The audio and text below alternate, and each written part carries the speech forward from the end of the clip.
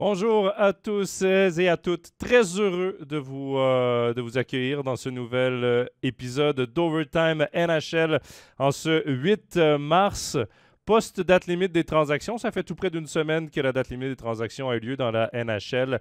C'était vendredi dernier. C'est ce dont on va parler au cours de l'émission. Salutations à Kevin, salutations également à Yvan dans le chat qui nous ont rejoints. Désolé du petit retard. Il y a eu un petit contretemps avec Nicolas.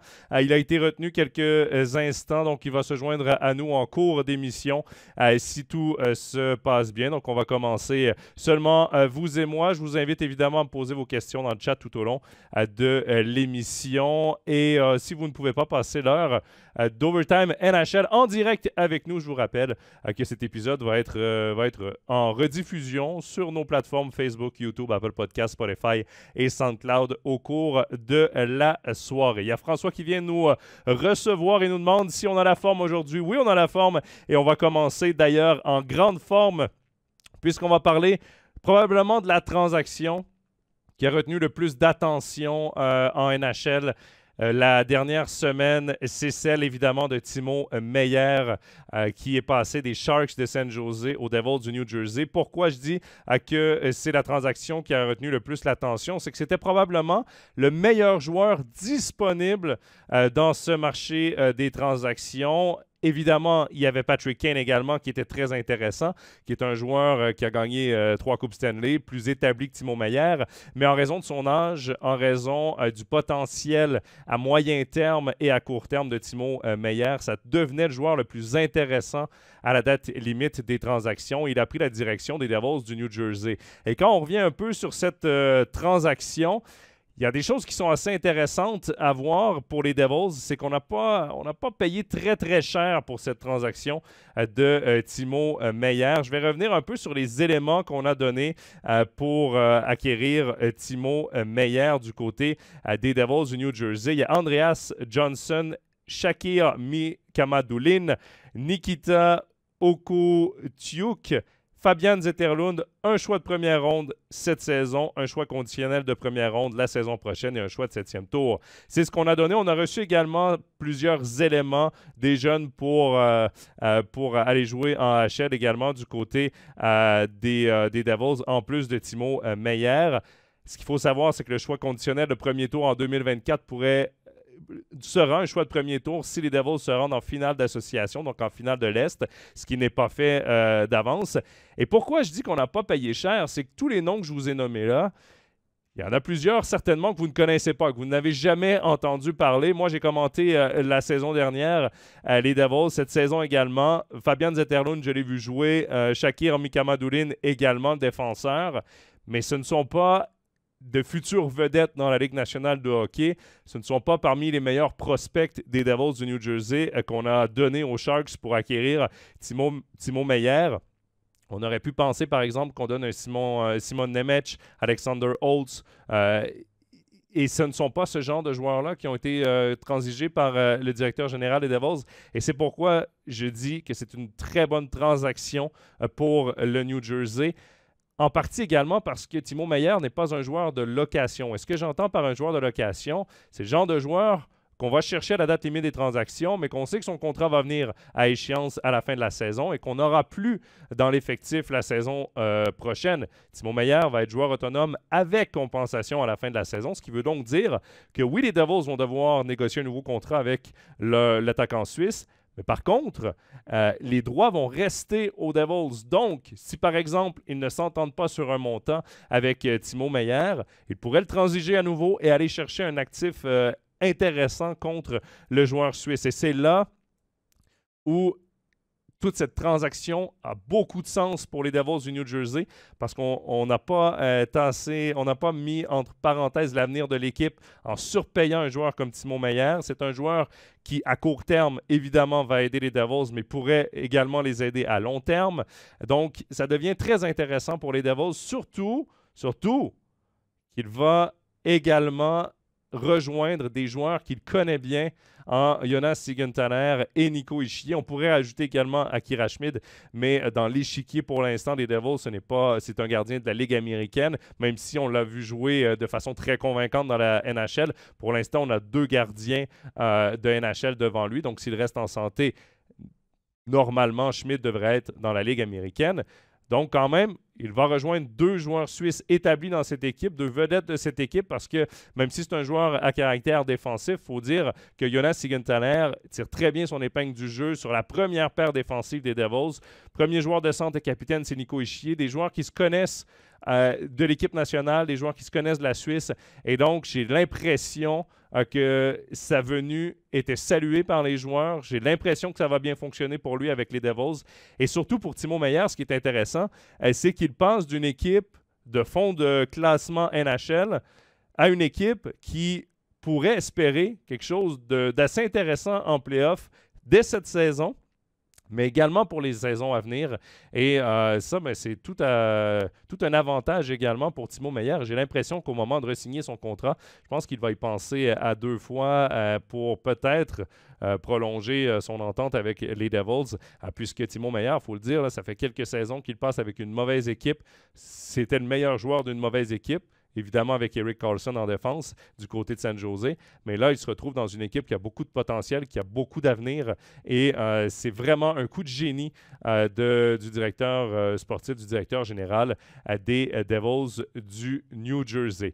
Et on a eu également le commentaire dans le chat d'Anthony qui nous parle du maillot que j'ai à mes côtés, à ma droite, là, pour vous, à ma gauche, évidemment, pour moi. Pourquoi j'ai ce maillot de Timo Meier avec les Sharks de San Jose? C'est qu'au cours de l'émission, je voulais vous remercier de nous être fidèles semaine après semaine. Bon, évidemment, plus mois après mois cette saison, d'être en direct avec nous. Donc, je vais faire tirer le maillot de Timo Meier en direct au cours de l'émission de ce soir. La question va venir un peu plus tard dans l'émission, mais vous pouvez vous mériter donc ce magnifique maillot collector de Timo Meier. Maillot brodé, maillot officiel donc de la NHL, grandeur médium. Donc pour moi, ça ne me fait pas, mais peut-être que pour vous en ligne, ce sera un maillot qui sera à votre taille. Et évidemment, ce sera une pièce qui sera de plus en plus rare à trouver puisque maintenant les gens vont acheter, si je ne me trompe pas, c'est le numéro 96 des Devils du New Jersey. Et en parlant du chat et des questions, je vois que vous êtes plusieurs à intervenir. Je vais prendre une question quand même qu'on a reçue avant l'émission, au moment où on a fait les différentes annonces pour l'Overtime NHL de ce soir. C'est Anthony qui nous posait la question justement par rapport aux Devils du New Jersey, qui nous dit ils sont maintenant bien fournis sur leur top 6. On peut penser évidemment Hischier, on peut penser à Jesper Bratt, Jack Hughes et compagnie. Avec l'arrivée des jeunes Simon Nemec et Luke Hughes l'an prochain, ce sera solide. Les 2 joueurs, évidemment, qui sont 2 jeunes défenseurs de l'organisation. Mais Anthony nous dit ils sont sans doute encore trop limités cette année pour espérer quelque chose en série. Ou est-ce qu'une surprise pourrait arriver? Je trouve ça très intéressant comme question parce que c'est une équipe qu'on ne voyait pas aux avant-plans de la NHL parce que c'est plus juste dans la conférence de l'Est et dans leur division où ils performent, mais à la grandeur, à l'échelle de la NHL, même au classement général de la NHL, les Devils qui sont vraiment ont terminé en quelque sorte leur reconstruction, sont 3e dans la Ligue avec 88 points en 63 matchs. Et pourquoi... Je comprends qu'on n'a pas beaucoup d'expérience de playoff, même si Andrei Palat, qu'on a signé cet été, lui, vient de faire 3 finales à Coupe Stanley avec le Lightning de Tampa Bay. Évidemment, on ne peut pas se contenter que d'un joueur d'expérience en playoff, mais il y a tellement de talent du côté des Devils du New Jersey que je ne serais pas surpris qu'en première ronde, si par exemple on affronte les Rangers de New York, peut-être que les Devils pourraient passer. Est-ce que c'est assez pour se rendre en finale à Coupe Stanley? Il faudrait encore que cette équipe batte, je crois, les Bruins de Boston en demi-finale ou en quart de finale. Mais il ne faudrait pas tasser trop vite les Devils du New Jersey de l'équation des playoffs ou des prétendants. Évidemment, c'est de l'expérience qu'on va acquérir cette année, de l'expérience qui va être importante pour la suite des choses pour cette franchise, pour cette organisation. Mais il y a quand même beaucoup de matière du côté des Devils, de bons défenseurs défensifs, de bons défenseurs offensifs, un bon tandem de gardiens, un top 6, comme Anthony l'a dit dans sa question, qui se tient parmi les meilleurs top 6 de la Ligue nationale de hockey. Et c'est là où je me dis, c'est une équipe qui peut-être va être à surveiller. Et où je me base peut-être là-dessus, c'est peut-être pour la ligne de centre, parce que Jack Hughes, Nico Hischier, Dawson Mercer sont probablement les 3 premiers joueurs de centre, pas nécessairement dans l'ordre parce que Hughes parfois est utilisé à l'aile, parfois pas contre les meilleurs blocs adverses parce que c'est pas un joueur qui est très dominant au cercle des mises en jeu. Mais quand on regarde par exemple la ligne de centre des Hurricanes de la Caroline, qui est la meilleure équipe de la division des Devils, il y a Sébastien Aho, Jesperi Kotkaniemi, Jordan Staal. Pour moi, le top 3 au niveau des centres est supérieur du côté des Devils à celui des Hurricanes de la Caroline. Et c'est peut-être là où ça peut jouer en faveur des Devils dans une éventuelle série contre les Hurricanes. Ce sera intéressant, ce sera très intéressant de suivre les Devils tout au long de leur fin de saison et de leur parcours aux playoffs. Et je reviens également sur un élément qu'a dit Anthony dans sa question. L'arrivée des jeunes Simon Nemec et Luke Hughes la saison prochaine, c'est ce qu'il a dit dans sa question. Luke Hughes a déjà donné son intérêt à signer un contrat à la fin de sa saison NCAA. Donc, pourrait faire un peu comme Cale Makar l'a fait à la fin de sa 2e saison universitaire et rejoindre les rangs des Devils du New Jersey dès la fin de la saison. Est-ce qu'il y a de la place sur le top 6 des Devils? Je crois que oui pour un Luke Hughes. Par contre, il va être à la recherche d'expérience. Jeune défenseur, il faudra peut-être réduire les attentes à ses premiers matchs dans la Ligue nationale de hockey. Mais tout de même, il pourrait s'avérer un ajout important pour les Devils du New Jersey. Simon Nemec, qui lui, pour l'instant, joue dans la AHL, lui aussi pourrait être remonté peut-être en Black Aces. C'est le terme qu'on utilise du côté de la NHL. Là. Ce sont des joueurs qui, lorsque l'équipe AHL est éliminée, ces joueurs peuvent se joindre à l'équipe de NHL, s'entraîner avec eux. Évidemment, Simon Nemec, si son équipe de NHL est éliminée, il va joindre les Devils à titre de Black Aces et peut-être obtenir un petit peu de temps de glace avant la fin de la saison avec cette équipe, peut-être pour l'évaluer sur son développement. Mais ça commence à faire une équipe qui se tient drôlement bien, celle des Devils du New Jersey.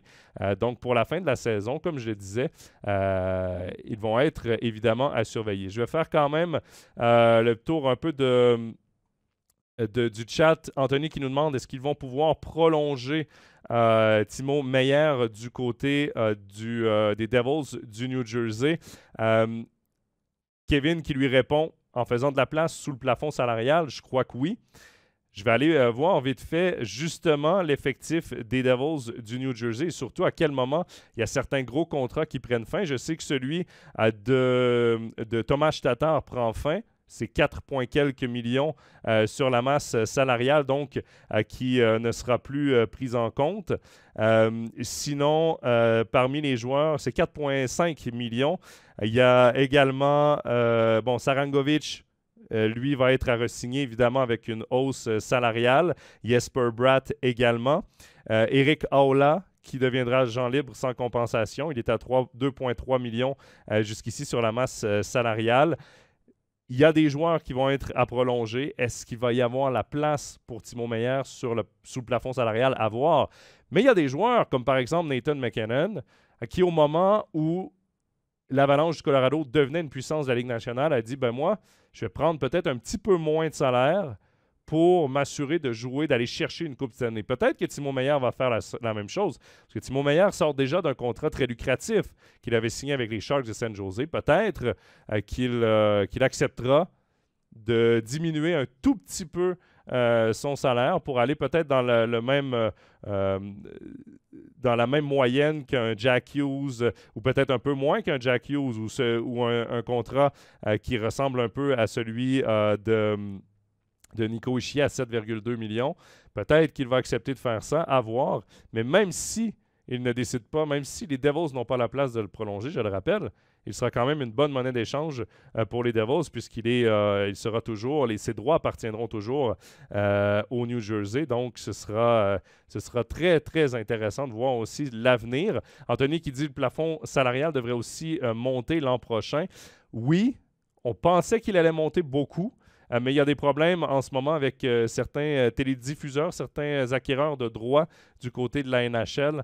Et peut-être, on parle d'une éventuelle faillite peut-être de ce média, ce qui pourrait un tout petit peu réduire les bénéfices de la Ligue nationale. Et donc, peut-être qu'on resterait au même plafond salarial à voir. Pour l'instant, ce ne sont que des discussions, que des rumeurs. On va le savoir à la fin de la saison à quel niveau le plafond salarial montera ou ne montera pas. Il faut rappeler là, qu'on sort d'une ère pandémique et que le plafond salarial n'a pas monté depuis quelques saisons, pas au niveau où certains l'espéraient. Voilà pour Timo Meier et les Devils du New Jersey. Ça fait une quinzaine de minutes qu'on en parle. Mais il y a également un autre joueur suisse qui a changé d'adresse du côté de la NHL. C'est Nino Niederreiter qu'on a échangé à des Predators de Nashville aux Jets de Winnipeg en échange d'un choix de deuxième ronde. Donc, bonne transaction quand même pour les Jets qui cherchaient justement à amener de la profondeur, à amener de l'expérience sur leur top 9 offensif. Ce que Nino Niederreiter peut faire, c'était le meilleur buteur du côté de Nashville depuis le début de la saison. Évidemment, il était déçu de quitter son bon ami Romagnosi et quitter également la ville de Nashville, une ville qu'il a appris à découvrir et qu'il a beaucoup aimé. Il y a beaucoup de joueurs qui aiment beaucoup Nashville. Hein. C'est une ville hyper intéressante pour les joueurs. Mais pour la fin de la saison, Niederreiter, du côté des Jets de Winnipeg, va chercher une chance presque, je ne veux pas dire assurée, mais presque de faire les playoffs. Les Jets qui, à l'heure actuelle, se battent pour la place de quatrième anse, ont 4 points d'avance sur les Flames de Calgary, mais dans leur division, ils sont assez près des meneurs. Donc, tout se joue, c'est assez serré dans la division de l'Ouest. Donc, pour Nino Niederreiter, c'est une belle chance pour lui d'essayer de se qualifier pour les playoffs. Il faut dire qu'il sera joueur autonome sans compensation à la fin de la saison. Donc, sera libre comme l'air, sera libre de signer où il le souhaite. Évidemment, niveau ville, c'est moins agréable de jouer du côté de Winnipeg que du côté de Nashville, un peu plus froid, moins de choses à faire évidemment à Winnipeg. Il reste encore une autre saison à son contrat. C'était bien 2 ans qu'il avait signé avec les Prédateurs de Nashville. Mais tout de même, il arrive dans une équipe compétitive et où il sera certainement le bienvenu dans cette équipe. Et d'ailleurs, il a marqué cette semaine son premier but avec les Jets. Et c'était son 200e en carrière. Et c'est un plateau assez incroyable pour Nino Niederreiter parce que c'est le premier joueur suisse de l'histoire de la NHL à atteindre le plateau des 200 buts. Donc, chapeau à Nino Niederreiter qui va avoir une fin de saison intéressante du côté des Jets. Il a 4 matchs joués déjà avec Winnipeg. Il a amassé 1 but, 2 passes, 3 points. Et on nous demande dans le chat qu'est-ce que ça veut dire exactement, quatrième as. C'est que la façon de faire les playoffs maintenant, comme vous le savez en NHL, si vous êtes des habitués à ce championnat, il y a les 3 premiers de chaque division qui sont qualifiés automatiquement pour les playoffs, donc les 6 équipes qui sont qualifiées. Les 2 dernières places, on appelle quatrième as. Donc, ce sont les 2 meilleurs des autres, peu importe la division. Les 2 meilleures équipes qui ne sont pas dans le top 3 de leur division sont qualifiées pour les playoffs. Et on appelle en français quatrième as. Donc, c'est un modèle qu'on a modifié un petit peu, mais qu'on est allé chercher du côté du baseball majeur. Un modèle que moi, personnellement, je trouve, oui, intéressant pour certaines luttes, mais par contre, je trouve que pour le début des playoffs, on perd des bonnes équipes rapidement puisque avant, on faisait évidemment, comme en Suisse, 1-8, 2-7, 3-6, 5-4 et 4-5. Mais là, on a des équipes comme par exemple Toronto qui va affronter Tampa Bay lors du premier tour. Il y en a une des 2 qui va être éliminée, comme on a vu l'an passé, alors que ces équipes-là, dans l'ancien modèle, auraient peut-être affronté la dernière équipe qualifiée pour les playoffs ou l'avant-dernière équipe qualifiée pour les playoffs. Et c'est peut-être là où c'est un peu plus dommage, mais quand même, ça nous donne toujours beaucoup de spectacles. Donc voilà pour la transaction de Nino Niederreiter. Évidemment, cette équipe-là des Jets a peut-être moins d'espoir à moyen et long terme que celle des Devils du New Jersey. Mais à court terme, cette équipe-là a l'un des meilleurs gardien de la Ligue nationale en Connor Hellebuyck. A une bonne brigade défensive. Kyle Connor, le joueur de centre, moi, c'est un joueur que j'aime beaucoup. Il y a du talent brut dans cette équipe, une équipe physiquement hyper imposante. Pierre-Luc Dubois est là-bas également, Mark Scheifele, Blake Wheeler. On ajoute à ça Nino Niederreiter en play-off.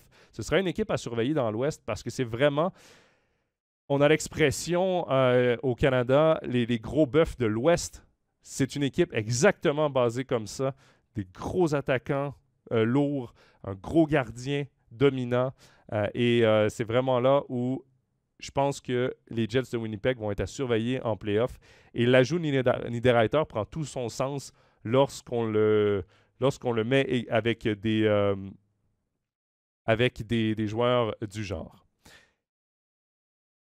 On va y aller avec également d'autres transactions qui ont retenu l'attention. Et d'ailleurs, j'ai vu dans le chat qu'on l'avait nommé un peu plus tôt. Kevin qui parlait de Patrick Kane. C'était la transaction que pas mal tout le monde attendait, celle de Patrick Kane. Il est parti pour les Rangers de New York contre un retour très petit dans les circonstances. Je vais y aller comme ça. Il n'a pas coûté cher aux Rangers de New York pour être tout juste là dans la transaction, pour vous donner les bonnes informations. Patrick Kane, donc, qui est parti en retour d'un choix conditionnel de deuxième tour en 2023, qui pourrait devenir un choix de première ronde, un choix de quatrième ronde en 2025 et un défenseur. Kevin nous dit c'est peut-être un cadeau pour service rendu. En fait, c'est le problème de Patrick Kane, en fait des Blackhawks de Chicago avec Patrick Kane, c'est qu'il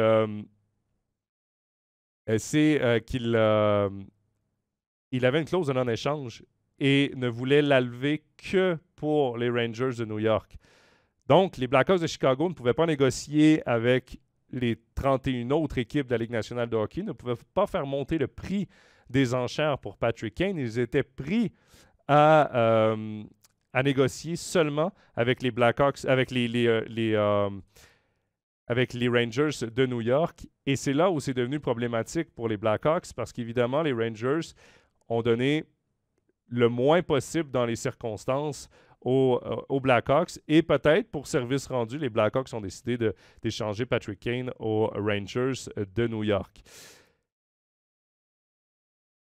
Les Rangers ont été actifs, sont allés chercher beaucoup de talent offensif sur le flanc droit, un flanc qui était peut-être leur point faible aux Rangers, Tarasenko et Patrick Kane.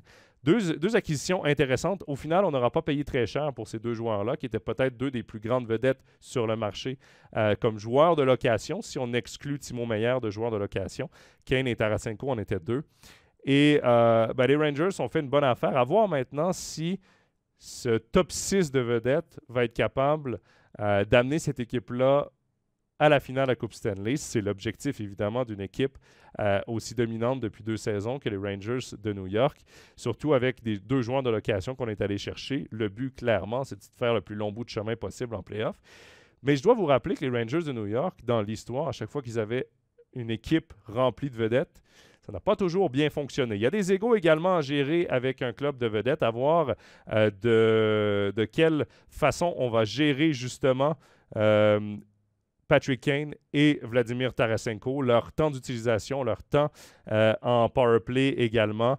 C'est là où ce sera intéressant de voir de quelle façon on va gérer ces deux joueurs-là et surtout qu'est-ce qu'ils peuvent apporter du côté des Rangers. Patrick Kane n'avait pas la même saison que l'an passé avec les Blackhawks de Chicago, évidemment avec une équipe qui était beaucoup moins forte que les années passées. Mais quand même, avec les retrouvailles avec Artemi Panarin, ça pourrait devenir très intéressant de revoir le Patrick Kane des beaux jours, surtout en play-off.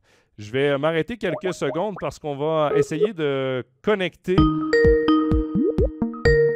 On va essayer de connecter Nicolas au podcast.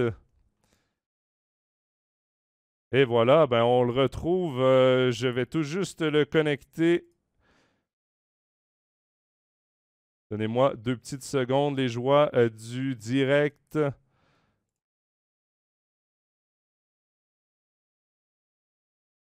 Voilà, on va le retrouver à l'instant. Nicolas, est-ce que tu m'entends? Je t'entends, Jonathan. Parfait, moi aussi je t'entends. Voilà, on te retrouve. Salut Nick! Salut, ça va bien? Oui, ça va très bien. Écoute, tu te cours un peu, mais t'es arrivé. On a juste eu le temps de parler des joueurs suisses. Hey, je m'excuse. Honnêtement, je m'excuse. J'ai mal compris ton invitation et ben c'est ça, j'étais sûr que c'était demain. Donc, j'étais en train d'enregistrer mon propre balado là, pour lnh.com et là, boum, je vois tes messages. Je m'excuse profondément, Jonathan. Je m'excuse à tous tes auditeurs. Je suis désolé. J'ai Ben, rien. écoute, Nick, il n'y a aucun souci. C'est vrai que normalement, c'est le jeudi.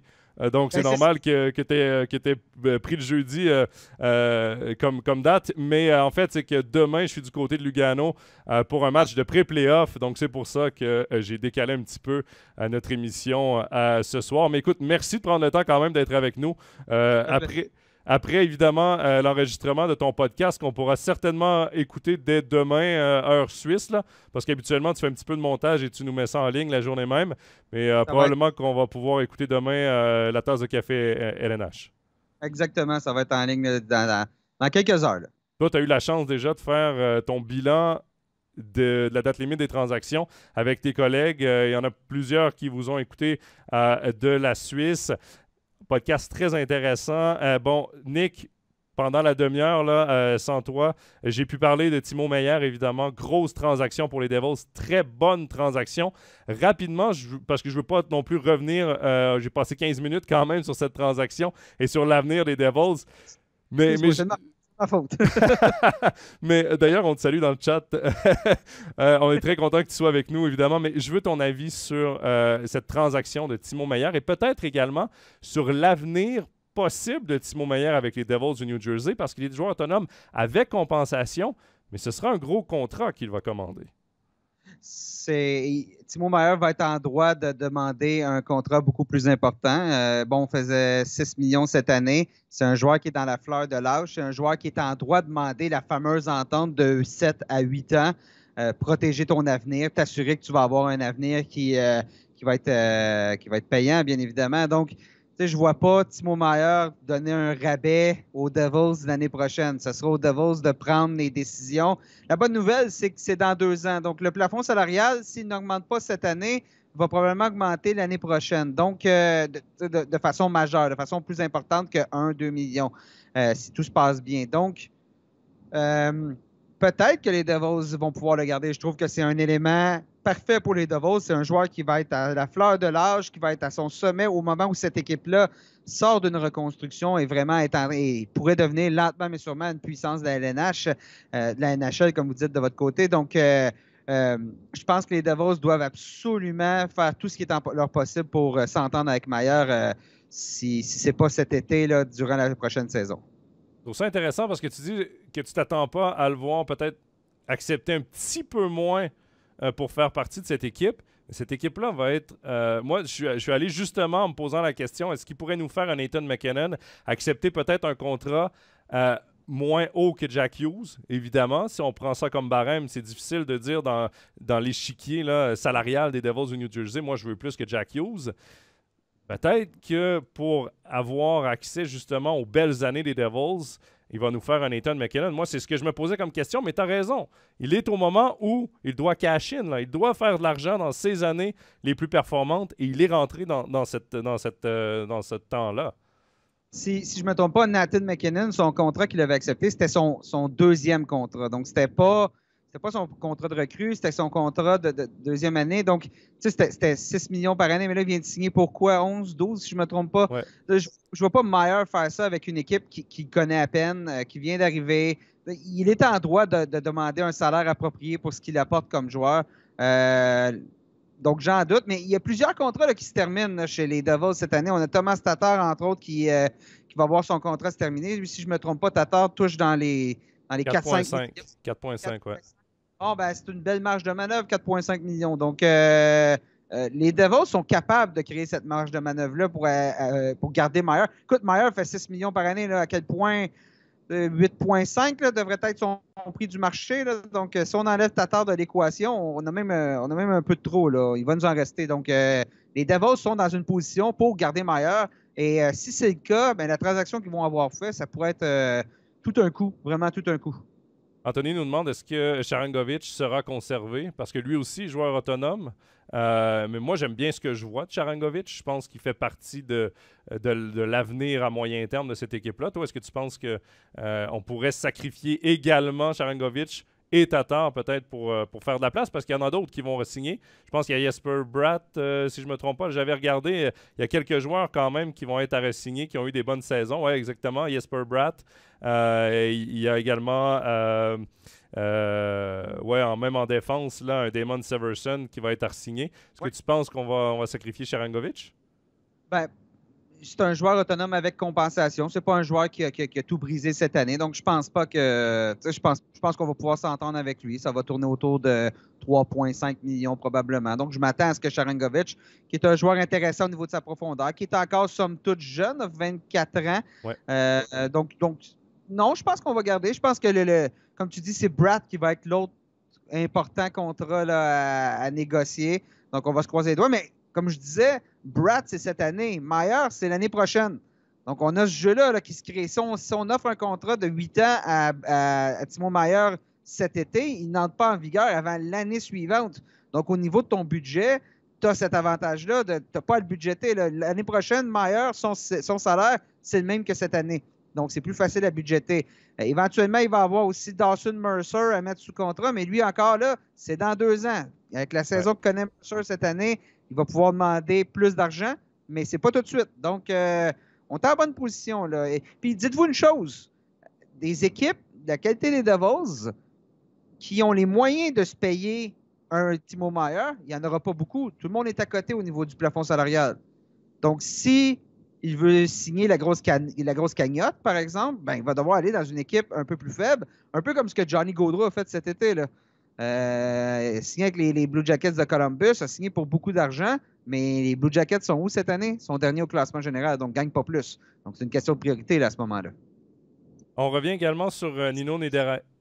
J'allais dire, sans accepter un rabais. Là, oui. Accepter ton prix, le prix normal là, que tu vaux. Là. On revient rapidement également sur Nino Niederreiter. Je disais que son acquisition avait beaucoup de sens pour moi avec les Jets de Winnipeg. Quand on regarde leur attaque, Pierre-Luc Dubois, quand on regarde Mark Scheifele, Blake Wheeler, ils s'ajoutent au gros bœuf de l'Ouest, à la grosse équipe physique des Jets de Winnipeg. Et il cadre parfaitement là-dedans. Un gars qui était le meilleur buteur du côté de Nashville avant la transaction. Et je pense que pour lui, c'est une bonne transaction, sachant que peut-être qu'on est à la croisée des chemins du côté de Nashville. Donc, à court terme, là, pour lui, ça lui donne une bonne chance également de faire les playoffs. C'est une excellente transaction pour les deux parties. Là. Nino Niederreiter se joint à une bonne équipe, une équipe qui est capable de viser la deuxième, la troisième ronde en séries éliminatoires et qui avait besoin de Nino Niederreiter. C'est un joueur qui est habile des deux côtés de la patinoire, c'est un joueur qui a des bonnes aptitudes offensives, capable d'aller chercher sa part de points, joue bien en défense. C'est ça que tu veux en séries éliminatoires, un Nino Niederreiter. Et là, c'est pour remplacer la perte de Cole Perfetti. C'est parfait. C'est parfait et c'est une des bonnes. Pour un deuxième choix de deuxième ronde, c'est tout un coup là, de la part des Jets, à mon avis. C'est vraiment une bonne prise à prix très, très, très modique. On a parlé également, Nick, avant ton arrivée, de Patrick Kane, qui était maintenant du côté des Devils du New Jersey, pour pas grand-chose, mais les Blackhawks étaient un peu pris parce que la seule équipe avec laquelle ils pouvaient négocier, c'était New York, parce que bon, Kane avait sa clause de non-échange. Je veux quand même revenir sur les Blackhawks de Chicago parce qu'on a également donné Max Domi du côté de Dallas. Quand on regarde les Blackhawks de Chicago, j'ai de la difficulté à croire Gary Bettman quand on nous dit qu'il n'y a pas d'équipe dans la NHL qui joue pour perdre et qui veulent tanker pour avoir les meilleurs choix possibles. Quand on regarde ce line-up, premier trio, là, premier centre, si je ne me trompe pas, c'est Philippe Kourachev.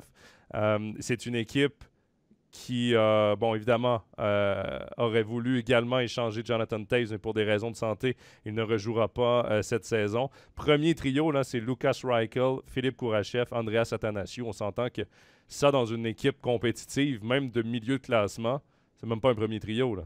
C'est un 3 ou un 4e trio, effectivement. Donc, ils vont vraiment pour Connor Bedard. Mais j'ai de la difficulté quand même à comprendre parce que dans chaque reconstruction, on garde des jeunes éléments, prometteurs. J'ai l'impression que c'était la vente de feu du côté de Chicago. On brûle tout, on recommence à zéro. Est-ce que tu as ce sentiment-là aussi? Oui, bien, ça, il y a 2 facteurs là-dedans. Premièrement, le premier facteur, c'est que on a attendu trop longtemps pour reconstruire à Chicago. Donc, à un moment donné, tes éléments valent de moins en moins. Taze et Patrick Kane, normalement, auraient dû rapporter beaucoup, beaucoup plus. Mais on a beaucoup attendu. Taze a eu ses ennuis de santé. Patrick Kane, ben écoutez, il voulait aller à un seul endroit. Donc, je veux dire, c'est quoi ta marge de manœuvre? C'est nul. C'est complètement nul comme marge de manœuvre. Donc, vous ne pouvez pas faire grand-chose. Max Domi n'a pas rapporté ce qu'à mon avis, Max Domi aurait dû rapporter. Je pense qu'encore là, ça aurait dû être un premier choix. Et comme tu dis, on a échangé Alex DeBrincat pour pas grand-chose l'année dernière. Pas grand-chose, soyons francs. Là, on a quand même eu quelques éléments. On ne l'a pas donné, mais on aurait dû obtenir beaucoup plus. On a donné Kirby Dach au Canadien de Montréal contre un choix de première ronde, milieu de première ronde, alors que Dach avait été un choix de troisième au total. Oui. Brandon Hagel, si on recule même à la date limite des transactions l'an passé. Brandon Hagel qui est tout feu tout flamme avec le Lightning, évidemment mieux entouré qu'à Chicago. Mais ce sont des éléments qui auraient dû faire partie d'une reconstruction, selon moi. Oui, exactement. Mais le prix obtenu pour Brandon Hagel, dans une optique où tu sais que tu ne gagneras pas pour les 3, 4, 5 prochaines années, c'était bien. Il y avait 2 choix de première ronde. Il y avait les jeunes Radish et Tkachuk. 2 choix de première ronde pour Brandon Hagel, quand tu reconstruis, je comprends. Ça me va. Mais bon, ce qu'on a donné ce qu'on a reçu pour DeBrincat, ce qu'on a reçu pour Dax, ça, j'ai de la misère. DeBrincat, qui a 23 ans, 24 ans, si je ne me trompe pas. Donc, c'est encore un joueur qui est dans la fleur de l'âge, qui est encore en train de se développer. Puis cette année, avec les Sénateurs, ça va quand même bien. 54 points en 63 matchs. Un joueur qui sait la mettre dedans, comme on dit, qui est capable de marquer des gros buts. Donc, celle-là, j'ai de la difficulté à la comprendre. Mais bon, il y a aussi le plafond salarial. DeBrincat à 6,4 millions. Pour le même salaire, tu prends DeBrincat ou tu prends Maier? Tu me suis? Oui. Bon, c'est ça. Donc, on a donné. Mais effectivement, on vise Connor Bedard. On n'avait probablement pas parié que les Blue Jackets auraient une saison aussi médiocre à la suite de l'arrivée de Gaudreau, mais on a tellement eu de blessés à Columbus. On est sans notre défenseur numéro 1 pour le reste de la saison. C'est une course à 2, là, à mon avis, là, pour aller chercher le gros prix. Bon, il y a les Sharks qui sont pas loin, mais je pense que c'est une course à 2 pour aller chercher le prix qui est Connor Bedard, qui brûle tout là, présentement au niveau junior canadien.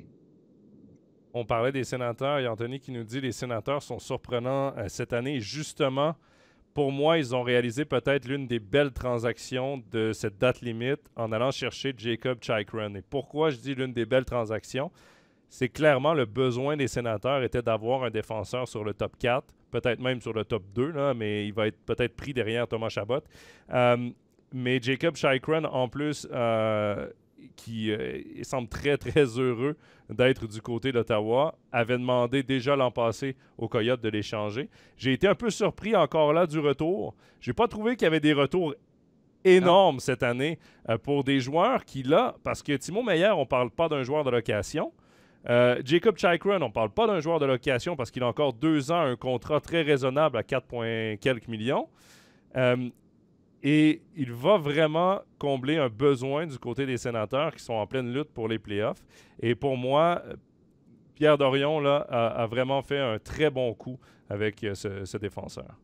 Écoute, c'est à mon avis la meilleure transaction de toute la date limite. Oui, il y a eu les Patrick Kane. Bon, Patrick Kane, les Rangers ont eu de la chance là, au niveau de ce qu'il a coûté. Mais dans une vraie transaction où il y avait plusieurs équipes qui étaient aux trousses pour Chychrun, ça a coûté un choix de première ronde, un choix de deuxième ronde, puis un choix de troisième tour.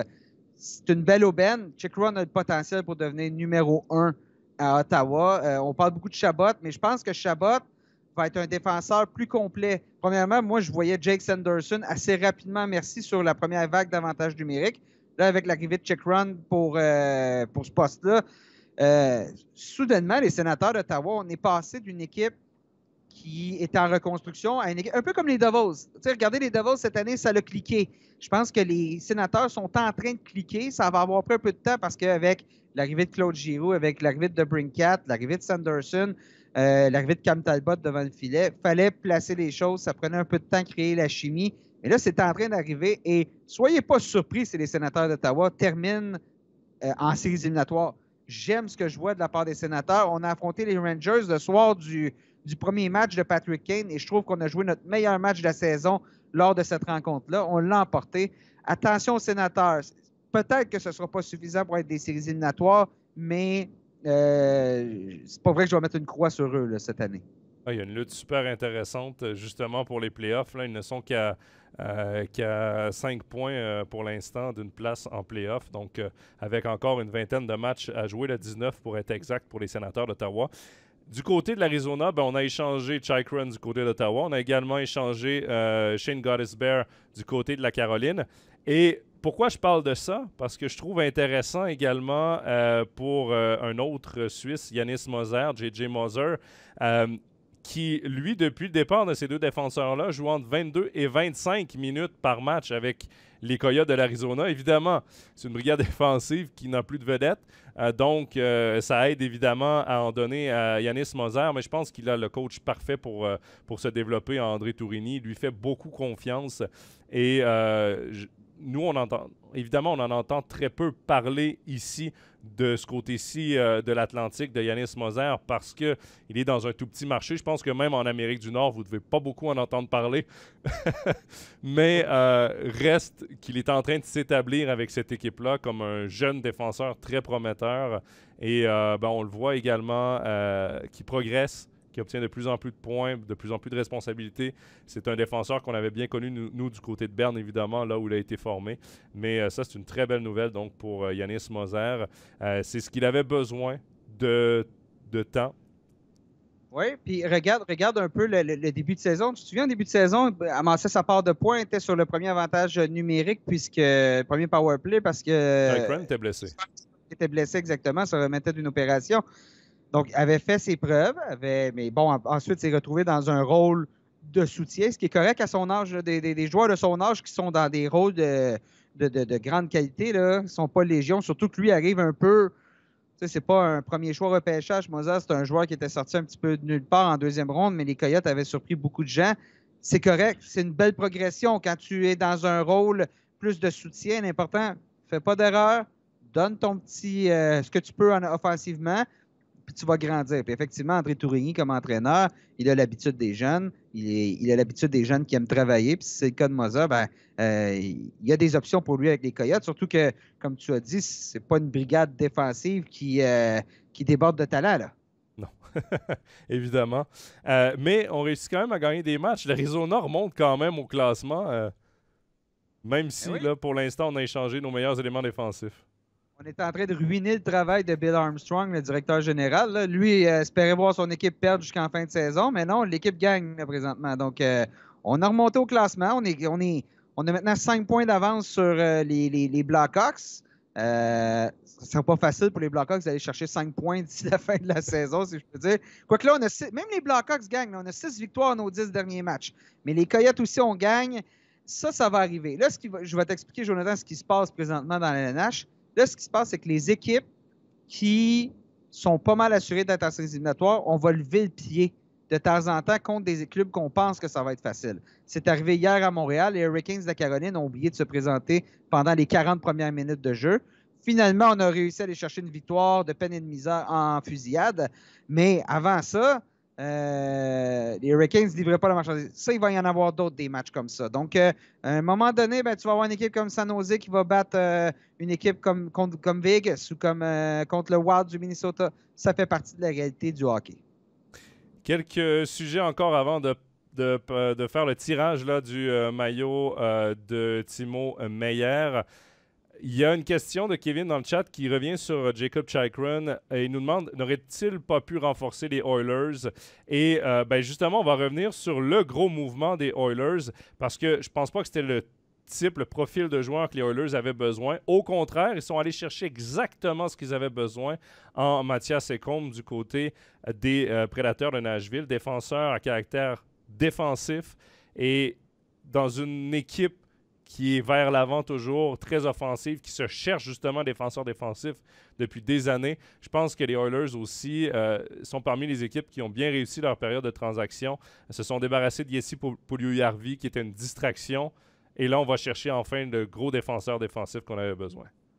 Oui, et je vais te corriger à moitié. Pas défenseur défensif, vraiment défenseur polyvalent. Ouais. Mathias Ekholm, c'est un joueur qui est capable d'aller chercher des points.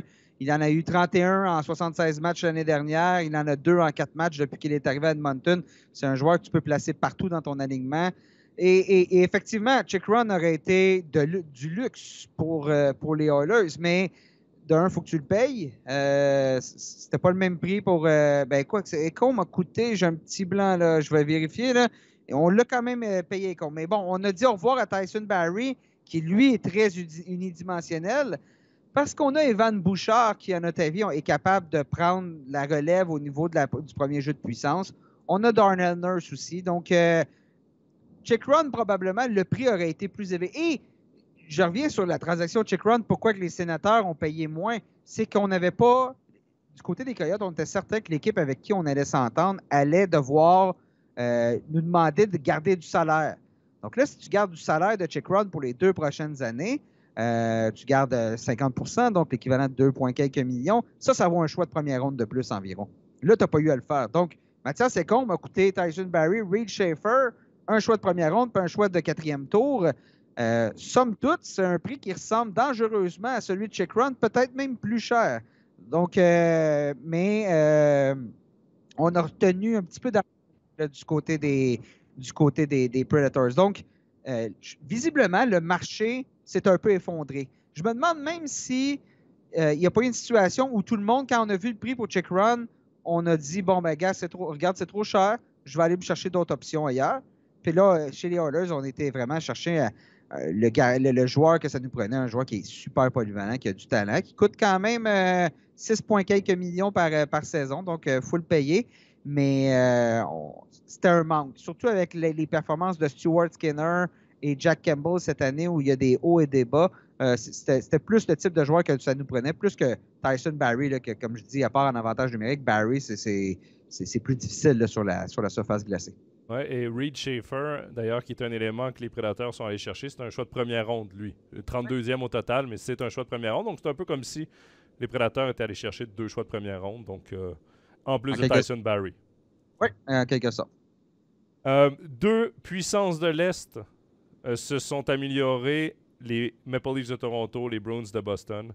Les Maple Leafs ont été très actifs. C'est probablement l'équipe qui a le plus de nouveaux joueurs dans son équipe. Et au total, là, pour être tout juste, je ne sais pas si toi tu les avais en note, là, il y a Luke Schenn, il y a Erik Gustafsson, un choix de première ronde. Oui, qu'on a dit contre Rasmus Sandin, donc dans la transaction Gustafsson. Jake McCabe, Sam Lafferty, donc des joueurs de profondeur en Lafferty, et Noël Acciari, également Ryan O'Reilly. C'est ça c'est le plus gros. Mais là, le problème, c'est qu'O'Reilly est blessé, fracture de la main, ne jouera pas pour le prochain mois. Donc, beaucoup d'ajouts, beaucoup de joueurs tenaces, peut-être ce qui manquait un peu aux Maple Leafs. Visiblement, le directeur général, Kyle Dubas, en est à sa dernière saison de contrat. Il sait que s'il ne gagne pas cette année, c'est probablement terminé pour lui. Ça, habituellement, ça signifie la fin de l'entraîneur aussi. Donc, Sheldon Keefe, on marche sur des œufs cette année. Mais bon, là, on a été chercher, on s'est fait une équipe, on s'est construit une équipe avec beaucoup de talent sur les 2 premiers trios, avec beaucoup de joueurs de rôle sur les 2 en profondeur, ce qui donne, bon, une équipe qui, ça semble être la recette pour gagner la Coupe Stanley dans les dernières années. Là, le seul problème, c'est qu'avec l'absence d'Ryan O'Reilly, il y avait encore des questions. Est-ce qu'O'Reilly, on veut l'utiliser comme centre, comme 3e centre, ou comme 2e centre et muter John Tavares à droite? Et là, on ne pourra pas répondre à cette question-là d'ici probablement tout juste avant le début des séries éliminatoires. Donc, ça ne permettra pas aux Maple Leafs d'entrer en séries éliminatoires avec le vent dans le dos, en sachant exactement ce que tu as dans tes mains, en ayant les bonnes combinaisons tout de suite pour faire face à l'adversaire. Donc ça va faire un peu plus mal.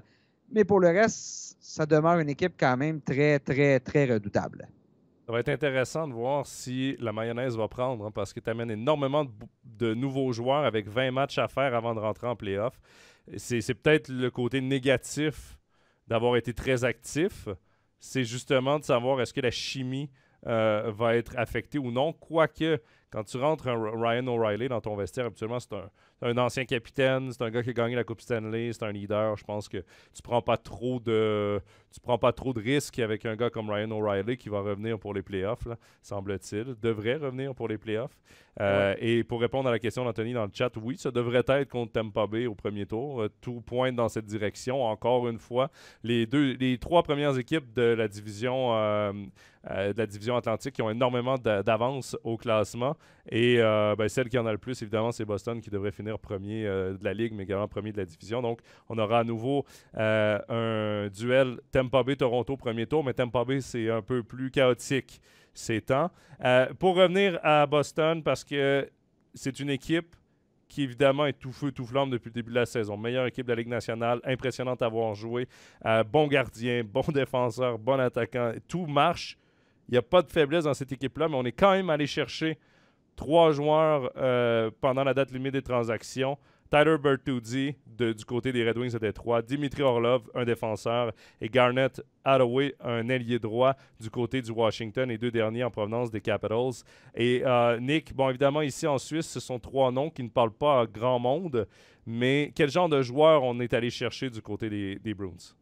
Ben là, Orlov pourrait possiblement être la carte cachée de toutes ces acquisitions-là, parce que depuis qu'il est à Boston, il a 9 points en 5 matchs. C'est un défenseur, je vous le rappelle. Un défenseur qui, bon, à Washington, était toujours dans l'ombre de John Carson. Ensuite, quand Carson s'est blessé, c'est pas lui qui a obtenu des minutes en avantage numérique, c'est Eric Gustafsson. Donc, a toujours été plus comme le faire valoir, celui qui reste derrière pour permettre à Carson d'aller en attaque. Et là, il se retrouve, Orlov, dans une situation où il n'a pas à être nécessairement ce joueur-là. Il a avec lui Empus Nenome aussi qu'on peut placer avec Charlie McAvoy pour lui permettre d'avoir ce rôle-là. Et jusqu'à présent, ça fonctionne très bien. Là, Orlov joue par contre avec McAvoy, mais il peut y avoir des changements. Donc, on peut inverser Lenome et Orlov. Donc, c'est un défenseur du top 4. Tu vas chercher un défenseur du top 4, c'est gagnant. Bertuzzi, ben là, on a dû bouger parce que Taylor Hall devrait rater le reste de la saison, possiblement un peu de séries éliminatoires. On a été chercher Bertuzzi qui cherchait un peu, a été énormément, beaucoup de blessures cette année chez les Red Wings. Et Bertuzzi, c'est un joueur quand même un petit pitbull, un joueur de séries éliminatoires, de playoffs. Donc, c'est somme toute, c'est une belle acquisition. C'est une belle acquisition de profondeur lorsque Hall sera de retour. Je regarde tout ce qui s'est fait comme transaction à travers la Ligue nationale et je ne peux pas avoir un constat différent que de dire les Bruins sont encore la meilleure équipe de la NHL. Je ne peux pas. Cette équipe-là, il n'y a pas de faiblesse. Partout. Une équipe que plusieurs ne voyaient même pas en play-off, qu'on voyait souvent sur la fin, sur la pente descendante. Moi, le premier. Moi, le deuxième. Bon, en plus, on peut voir toujours avant le début de la saison tes pronostics. Là. Mais à ta défense, tout le monde a été un peu berné par cette saison exceptionnelle des Bruins. Je vais t'expliquer, Jonathan. Puis chez les Bruins, tu te souviens, on a changé d'entraîneur en début de saison. On a amené le Québécois Jim Montgomery derrière le banc, qui est davantage un player's coach. Un joueur qui a une bonne entente avec les joueurs, qui écoute ce que les joueurs ont lui à dire et qui s'ajuste. Bruce Cassidy, qui était là depuis longtemps, là, je me souviens plus de combien d'années Cassidy était là, c'est un entraîneur plus dur, plus un entraîneur de structure. Et visiblement, le message passait moins. C'est peut-être un peu pour ça que David Krejci est allé jouer en République tchèque l'année dernière. Il y avait quelque chose qui fonctionnait un peu moins à Boston. Et là, l'arrivée de Montgomery, lui, il s'est fait dire, gars, écoute, ce club-là, s'est fait dire par les vétérans, tu as un très bon club, là, change rien de majeur, on va t'amener à travers ça. Donc, c'est Montgomery qui a dû s'ajuster, s'habituer aux vétérans qui sont là, plutôt que le contraire, plutôt que Montgomery qui essaie de casser tout le monde puis les mettre dans son moule à lui. Donc, ça fonctionne très bien. on devait, puis l'autre raison pourquoi toi, moi, puis tout le monde, on voyait les Bruins surtout pas connaître une des meilleures saisons de l'histoire de la Ligue nationale de hockey, parce que c'est ce qui se passe présentement. On devait être privé de Brad Marchand et de Charlie McAvoy jusqu'en fin novembre, début décembre, puis les deux sont revenus très rapidement. Marchand, je pense qu'il a raté comme 4 parties ou quelque chose comme ça. Je me souviens plus, là, mais donc, ces blessés-là n'ont pas été absents suffisamment longtemps. Puis on a Linus Ullmark qui est en train de commencer à graver son nom sur le trophée Vézina là, parce qu'il connaît une saison incroyable. Donc, c'est tous des facteurs qu'on pouvait difficilement prédire. Tout est tombé en place là, chez les Bruins cette saison. Nick, c'est le moment de faire gagner le maillot de Timo Meier que j'ai juste ici derrière moi. Pour ceux qui sont en live, le premier qui va donner la bonne réponse va obtenir le maillot, va gagner ce magnifique maillot de Timo Meier avec les Sharks de San Jose. La question est bien simple. Je veux qu'on me réponde le nombre de matchs exacts joués par Timo Meier avec les Sharks, saison régulière et playoff comprise, donc le nombre de matchs total. Je sais pas si tu veux participer, Nick. Là, mais tu veux dire en carrière? En carrière avec les Sharks, le nombre total de matchs saison régulière et playoff qu'il a joué avec les Sharks de San Jose, donc sous ce maillot magnifique. Je vais lancer un 625, mais j'ai aucune idée, j'ai rien vérifié. Là. Ben, heureusement, parce qu'on ne ship pas jusqu'au Canada, parce que tu n'as pas la bonne réponse. J'irai le chercher. Il va t'en revenir cher, ton maillot. OK, Nick, évidemment, Nashville a été actif, mais du côté des vendeurs pendant cette date limite des transactions. Détroit a été actif du côté des vendeurs également dans cette date limite des transactions. Est-ce que tu es surpris que deux équipes qui étaient dans des courses pour les dernières places en play-off aient décidé de vendre des effectifs plutôt que d'en acquérir dans cette date limite des transactions? Ben, tu regardes un peu ce que Nashville s'est fait offrir pour tous ces éléments, puis je peux les comprendre. Alors que là, Nashville, présentement, là, on gagne là, quand même. Là, on a 6 victoires à nos 10 derniers matchs, mais on a traversé une séquence plus difficile tout juste avant ça qui fait qu'on peut comprendre le directeur général David Poyle d'avoir dit « Ben écoute, il y a un petit problème avec notre noyau, on va faire des changements. » Philippe Forsberg est blessé, Ryan Johansson est blessé. Tout regardait vers une chute vers le classement plutôt que des performances gagnantes. Mais bon, on regarde ce qu'on a eu pour Tanner Jeannot. Tanner Jeannot a rapporté tout, là, un premier, un deuxième, un troisième, un quatrième choix. Là, à un moment donné, ça a été vraiment la transaction qui nous a grandement surpris, tout le monde. Le prix qu'on a payé pour aller chercher ce joueur-là chez le Lightning de Tampa Bay. C'est là que tu vois ce que ça coûte pour aller chercher un joueur de qualité qui ne coûte pas cher au niveau du salaire, parce qu'il ne fait que 800 000 Jeannot. Donc, on a pris cette décision-là. On a même donné Carl Foote dans la transaction, un jeune défenseur, mais pour qui ça tarde à lever. Donc, juste cette transaction-là, à un moment donné, j'ai pas le choix d'écouter. Je n'ai pas le choix de dire « Ah oui, OK, là, on va y aller. » Puis tu regardes les Predators au niveau de ce qu'on va avoir. Oublie pas, il est où le repêchage cette année, Jonathan? À Nashville. Nashville. Hein? Donc, tu veux essayer de donner un show, là, tu vas essayer d'avoir quelques choix, de parler souvent. Puis surtout, c'est qu'au final, si tu ne participes pas aux séries éliminatoires, tu te retrouves le bec à l'eau. Là, on a 2 choix en première ronde, 2 en deuxième ronde, 3 en troisième tour, 3 au quatrième tour.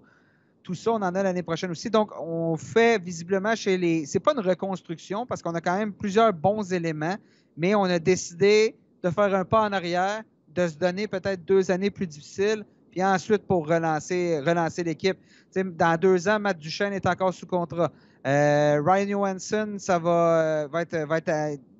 ne le sera plus par contre. Mais on va avoir des Philippe Tomasino, on va avoir Forsberg qui va être sous contrat, Roman Josi va être sous contrat encore, Ryan McDonough. Donc, on a puis Jussi Saros aussi qui va... qui ne sera plus là, du moins, qui va être à renégocier. Donc, on a pris un pas en arrière en se disant on va aller chercher plusieurs bons choix de repêchage. C'est l'année, c'est un superbe repêchage cette année. C'est une cuvée vraiment à faire rêver selon ce que les recruteurs disent. Au-delà de Connor Bedard, là, il y a plusieurs bons choix là-dedans. Donc, on se dit que s'il y a une année où on se doit d'être dans le repêchage puis on se doit d'être bon puis de faire nos devoirs, c'est cette année. Pour ce qui est de Détroit, on a connu une passe plus difficile. Ça me surprend beaucoup moins. On a eu une bonne offre aussi pour Philippe Ronek. Donc, à un moment donné, tu fais certains constats. Quand tu te fais offrir à peu près le même prix que Chick Run pour Philippe Ronek, tu vas de l'avant. Quand je regarde la reconstruction des Sabres, quand je regarde la reconstruction des Devils, des Sénateurs, je trouve qu'on a de l'avance sur celle des Red Wings. Je pense que les Red Wings sont encore à une année d'être plus solides. Et c'est ces clubs-là que tu dois te dépasser. Tu dois aller chercher les Sabres, tu dois aller chercher les Sénateurs. Donc, je comprends vraiment là, Steve Yzerman d'avoir fait, bon, ben, on va vendre quelques éléments. Puis, de toute façon, Bertuzzi, il était joueur autonome sans compensation. Donc, il y avait des décisions à prendre là. Puis, je pense que ça a du sens. C'est compréhensible. Parfait, Nick. On a reçu quelques questions. Ce sera l'heure d'ailleurs des questions. Et pour terminer un peu sur cette date limite des transactions, il y a Kevin qui nous a demandé, en fait, juste avant, Nick, qu'on aille à la période de questions, dans le chat, on a la bonne réponse. On l'a eu 2 fois, mais le plus rapide a été Kevin. 486 matchs au total pour Timo Meier avec les Sharks de San Jose. Saison régulière et playoff comprises, évidemment. Et c'est 153 buts en saison régulière, 7 en playoff. Donc 160 buts en carrière pour lui sous le maillot des Sharks de San Jose. Donc pour un joueur qui s'est développé du côté de la LHJMQ, choix de première ronde, 9e au total des Sharks en 2015. Donc, félicitations, Kevin. On va prendre contact avec toi pour te faire parvenir ce magnifique maillot de Timo Meier. Bon, je reviens justement aux questions. Et justement, c'est la question de Kevin. Il voulait savoir quelle transaction nous a peut-être le plus surpris dans cette date limite des transactions. La transaction de Tanner Jeannot, il n'y a pas de doute. Le prix qu'on a payé pour aller chercher un joueur, on a parlé de Brendan Hagel tantôt. Là, c'est beaucoup plus. Là. On a donné beaucoup plus que ça pour Brendan Hagel. Je comprends que Julien Brisebois, directeur général à Tampa Bay, est vraiment à côté au niveau, est vraiment dos au mur au niveau du plafond salarial. Mais donner tout ce qui est ton futur. Écoute, c'est pas compliqué. Là. Les recruteurs, le dépisteur en chef du Lightning au prochain repêchage va faire ça de chez lui, de son salon. On n'a pas besoin de se déplacer. Il n'y a presque pas de choix. Là. Il y a des choix en fin de repêchage. On n'en a pas lors des 5 premières rondes. Déplace-toi pas. Là. Envoie-nous ça par courrier, par fax ou par courriel, puis on va s'arranger. C'est ça la réalité. On n'a pas de choix. Là. Puis l'année prochaine, on n'en a pas dans les 2 premières rondes, puis on n'en a pas en 2025 au premier tour. À ce moment-là, ton futur est lourdement hypothéqué. Bien évidemment, on a le noyau pour rester solide longtemps à Tampa Bay. Puis c'est la réflexion que fait Julien Brisebois, c'est-à-dire de se dire, j'ai pas besoin de 6 joueurs qui vont arriver dans 3 ans. J'ai besoin de joueurs efficaces maintenant. On vise la Coupe Stanley maintenant. On est allé en finale lors des 3 dernières années, puis on est capable d'y retourner. Mais le prix payé, jamais j'aurais pensé que ce serait aussi haut. Puis semble-t-il qu'à travers la Ligue, les directeurs généraux, tout le monde a fait le saut là, parce que ça a coûté cher. C'est un joueur qui avait quoi, 2 buts cette saison? Bon, il y a eu une bonne saison de la saison dernière. Là.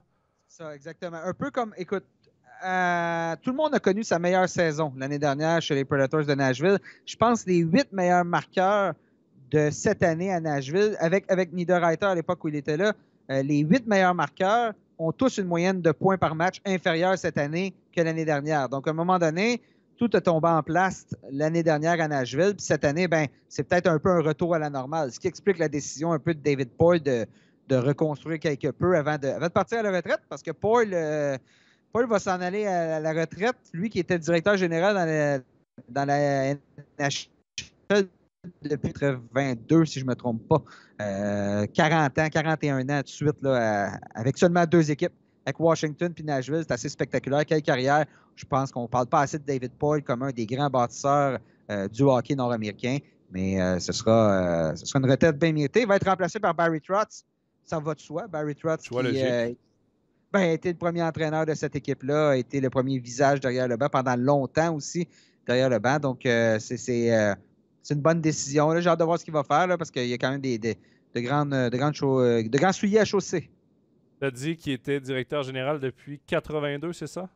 Je crois, oui. OK, parce que ça a coupé, donc c'était juste pour qu'on ait... Je te confirme le tout, là, mais David Poile a commencé comme directeur général, oui, 82-83 avec les Capitals de Washington. Donc, il a été directeur général le reste de sa carrière par la suite avec seulement 2 équipes, les Capitals et les Predators. C'est assez impressionnant comme carrière et c'est vrai qu'il n'est pas assez mis en avant. Non, on ne reverra pas ça. Non. Et pour revenir, parce que c'était une question d'ailleurs qu'on avait reçue, pour moi c'est un choix logique. On reste dans la famille des Predators. Ce qu'on a connu, Barry Trotz a été l'image des Preds derrière le banc depuis tant d'années et lui souhaitait justement un poste de direction, de quitter le banc pour aller directeur général. Donc c'est un choix logique pour les Prédateurs, un gars qui connaît bien l'organisation et Poile va rester comme conseiller pendant la période de transition, évidemment. Pardon? Ça va de soi. J'ai dit ça va de soi. C'est pas comme s'il n'allait pas appeler de temps en temps prendre des nouvelles et vice-versa. C'est pas quand même bien qu'on lui aurait pas donné le titre de conseiller. Il l'aurait fait pareil, là, c'est évident. Également, pour terminer avec la transaction la plus inattendue pour moi, c'est celle de Philippe Hronek. Et pas le fait que les Red Wings l'aient échangé aux Canucks de Vancouver, mais plutôt que les Canucks, qui étaient vendeurs, sont allés chercher un défenseur pour un choix de premier et de deuxième tour. Le choix de premier, c'est celui qu'on avait acquis dans la transaction de Bo Horvat. Donc, les Islanders ne sont toujours pas assurés d'une place en playoff. On est dans une lutte au playoff. Pour l'instant, on est placé comme quatrième as. Mais quand même, avec une blessure, je pense que c'est Matthew Barzal qui s'est blessé. Exact. Cette équipe-là pourrait glisser au classement. Ça pourrait être un choix top 15 de premier tour. Et pourtant, on donne ce choix-là pour Philippe Hronek, qui est un défenseur. En ce moment, je pense pas que c'est les besoins. C'est vraiment le besoin des Canucks de Vancouver. Et en plus, on donne à ça un choix de deuxième tour pour une équipe qui est en transition, qui se dirige peut-être plus vers une reconstruction qu'autre chose. Ça va pas bien là-bas.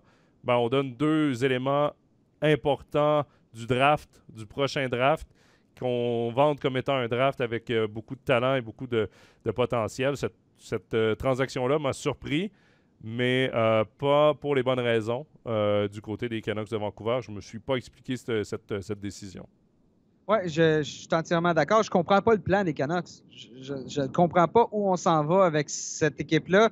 Tu sais, à un moment donné, si tu restes dans le milieu, là, si tu n'as jamais des choix assez performants, top 5, ta reconstruction est beaucoup plus longue à faire. Là, on va chercher Hronek. C'est pas un mauvais défenseur, Hronek. Le prix qui a été payé, je comprends les Red Wings d'avoir accepté. Surtout que Hronek est blessé présentement, donc vous ne pouvez même pas aider les Red Wings.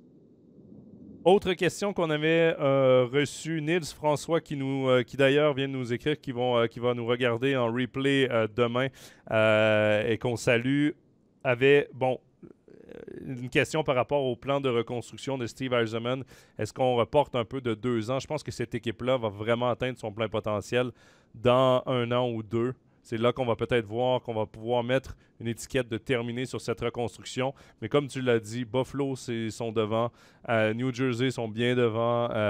Si on prend même Ottawa, pour moi, c'est une équipe qui est devant les Red Wings niveau reconstruction. Je pense qu'on est rendu plus loin dans la reconstruction.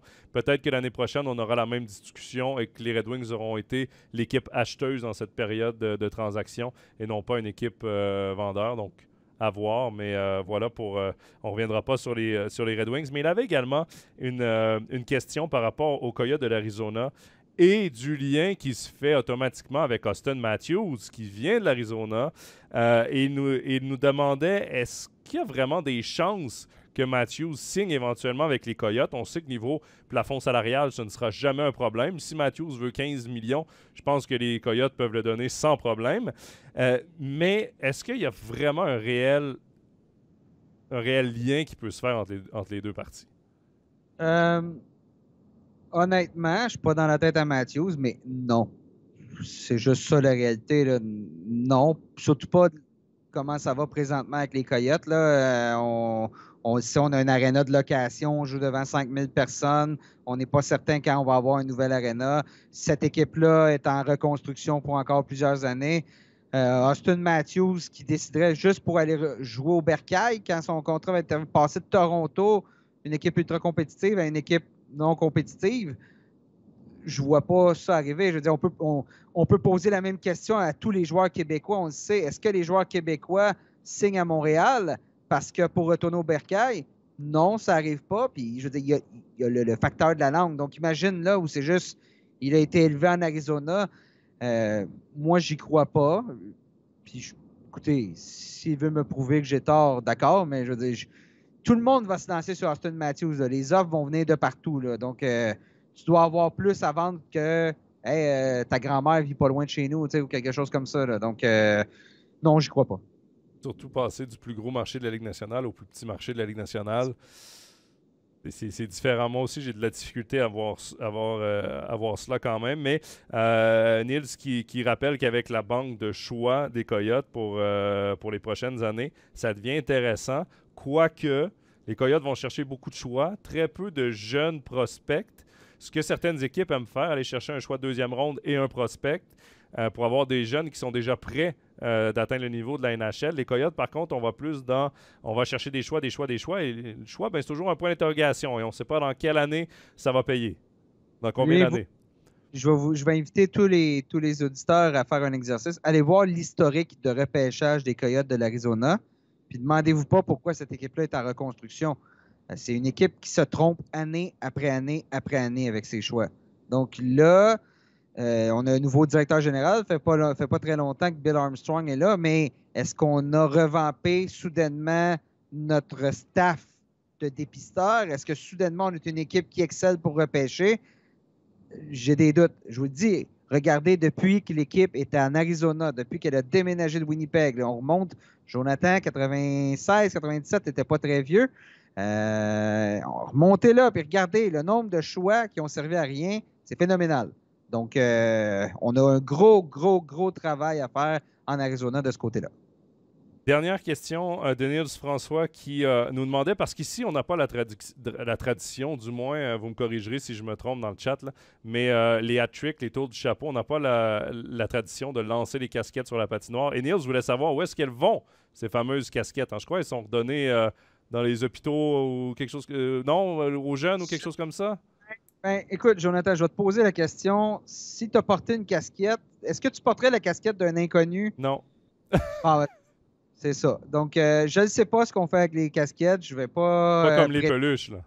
Pas prétendre, c'est ça. C'est pas comme les peluches, exactement. Donc, peut-être qu'elles sont lavées, qu'elles sont données. Je ne sais point, mais je pense que c'est moins évident. Mais vous, de votre côté, vous avez les caches jaunes, de toute façon, pour les top scorers. Ça, c'est le fun, ça aussi. Là. Oui, mais ça, c'est unique. C'est unique en Suisse, le cache jaune pour le top scorer.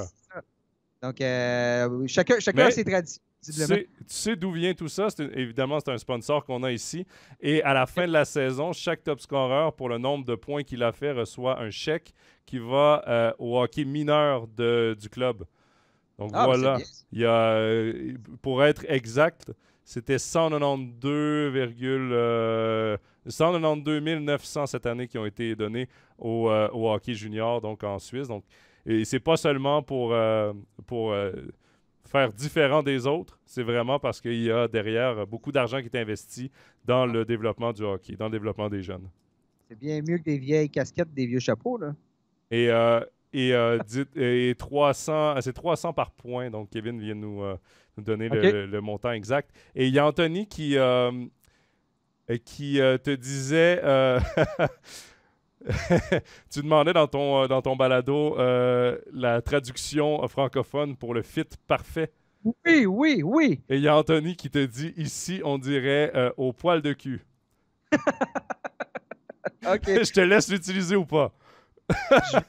Je vais en parler à mes patrons, mais je ne serais pas surpris si je ne l'utilise pas. Mais merci de nous écouter, c'est le fun. J'en ai pas reçu par courriel des suggestions, donc très content de l'avoir sur... Faut que j'aille faire d'autres balados, d'autres podcasts pour me faire répondre à mes questions. J'aime ça. Exact, en Suisse. Mais je suis pas sûr que ça va parler à beaucoup de Québécois, par contre, au poil de cul, mais... Au poil de cul? Ah ouais? Bon, OK. Ben, pas dans ce sens-là. On va passer ça au conseil. Dernière question avant qu'on se quitte, Nick. Il y a Chuck qui voulait revenir quand même sur la bonne séquence de l'Avalanche du Colorado, qui là, depuis peut-être une trentaine de matchs, s'est replacé dans la course aux playoffs. C'est une équipe qui a été lourdement touchée par les blessures. J'ai aimé leur date limite des transactions. Ils sont allés chercher Lars Eller, qui est un joueur qui a gagné la Coupe Stanley avec les Capitals de Washington. C'est un joueur très responsable défensivement. Mais je pense que eux, leur gros ajout va être le retour des blessures. Je pense que c'est vraiment là qu'on va revoir les Devils, l'Avalanche du Colorado. Et la question de Chuck, c'était est-ce qu'ils sont en train de monter en puissance pour redevenir des solides compétiteurs pour la Coupe Stanley? Absolument, absolument. Attention à l'Avalanche. Puis moi, c'est dans les discussions qu'on a quand tu regardes l'association de l'Ouest où il n'y a pas vraiment une équipe qui veut prendre le dessus, qui veut vraiment se hisser vers le sommet, qui travaille en ce sens.